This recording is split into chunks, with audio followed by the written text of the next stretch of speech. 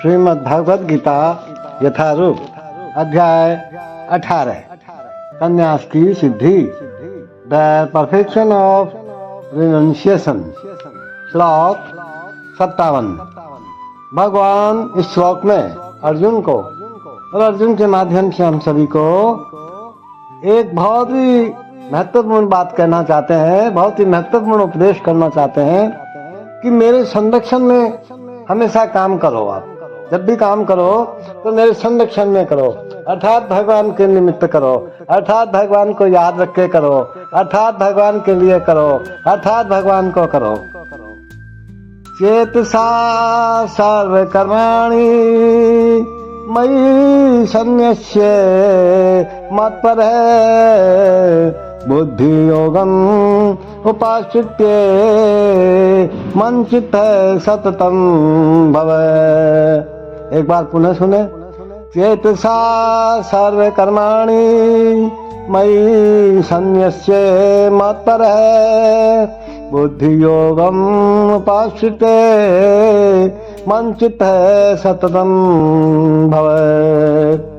भगवान कहते हैं सारे कार्यों के लिए मुझ पर निर्भर रहो और मेरे संरक्षण में सदा कर्म करो। फिर क्या होगा? ऐसी भक्ति में मेरे प्रति पूर्णतया सचेत रहो। देखो भगवान क्या कहते हैं कि जब मनुष्य कृष्ण भावनामृत में कर्म करता है तो वह संसार के स्वामी के रूप में कर्म नहीं करता। उसे चाहिए कि वह सेवक की भांति परमेश्वर के निर्देश अनुसार कर्म करे। सेवक को स्वतंत्रता नहीं रहती है ना, सेवक को तो मालिक के आदेश के अनुसार काम करना पड़ता है।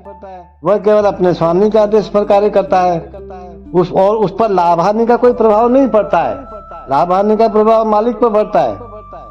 तो आप जो है मालिक मत बनो, आप सेवक बनो। भगवान के आदेशानुसार अपने कर्तव्य का सच्चे दिल से पालन करो। जब कोई यह तर्क दे सकता है कि अर्जुन कृष्ण के व्यक्तिगत निर्देशानुसार कार्य कर रहा था, लेकिन जब कृष्ण उपस्थित न हो तो कोई कैसे काम करे? हो सकता है ना ऐसा क्वेश्चन किसी के दिमाग में, भाई वहां पे तो भगवान मौजूद थे तो उनके निर्देशानुसार काम कर रहा है अर्जुन, लेकिन जब भगवान न हो तो क्या करे? देखो इस जो अपन पढ़ रहे हैं भगवद गीता, इसमें कृष्ण के निर्देश के अनुसार कृष्ण के प्रतिनिधि के मार्गदर्शन में कार्य करना है तो उसका फल वैसा ही होगा। कृष्ण के प्रतिनिधि के रूप में करो, कृष्ण नहीं है तो। और कृष्ण के प्रतिनिधि कौन होते हैं? गुरु होते हैं। इस श्लोक में मत्परः शब्द अत्यंत महत्वपूर्ण है। ये सूचित करता है कि मनुष्य जीवन में कृष्ण को प्रसन्न करने के लिए कृष्ण भावना भावित होकर कार्य करने के अतिरिक्त अन्य कोई लक्ष्य नहीं होता। जब वह इस प्रकार कार्य कर रहा हो तो उसे केवल कृष्ण का ही चिंतन इस प्रकार से करना चाहिए।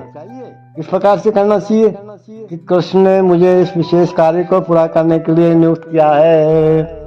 मैं जो भी कर रहा हूँ भगवान का ही काम कर रहा हूँ, कृष्ण का ही काम कर रहा हूँ।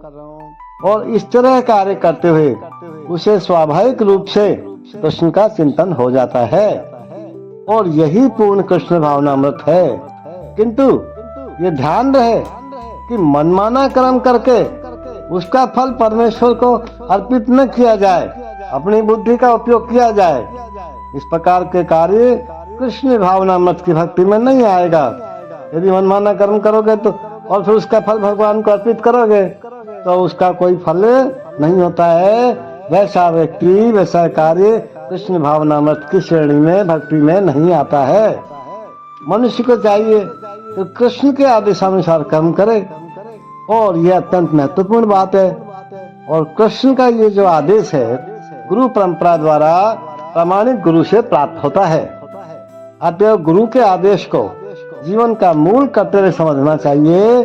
यदि किसी को प्रामाणिक गुरु प्राप्त हो जाता है और यह निर्देशानुसार काम करता है, गुरु के निर्देशानुसार, तो कृष्ण भावना में जीवन की सिद्धि सुनिश्चित है, श्योर है, निश्चित रूप से होगी। In all activities just depend upon me and work always under my protection. In such devotional service, be fully conscious of me. Be fully conscious of me.